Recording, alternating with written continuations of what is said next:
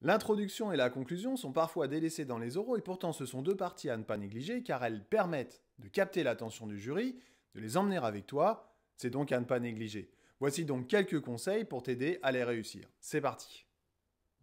Ton introduction doit être courte et punchy pour présenter ton sujet et expliquer ta problématique.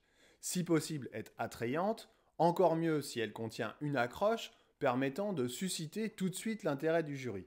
N'oublie pas que le jury voit passer des candidats toute la journée et qu'il est important pour toi, essentiel même, de les intéresser, de les interpeller dès le début de ton grand oral. Dans ta conclusion, tu ne dois pas te contenter de résumer tout ce que tu as dit précédemment, puis en plus en moins bien.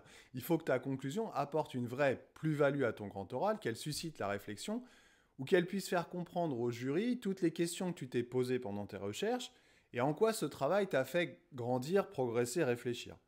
C'est donc mieux si ta conclusion comporte une question, suscite le débat, ouvre vers autre chose, de telle manière à ce que le jury puisse rebondir sur la question que tu poses, sur l'ouverture que tu fais, et puisse directement enchaîner avec ces questions.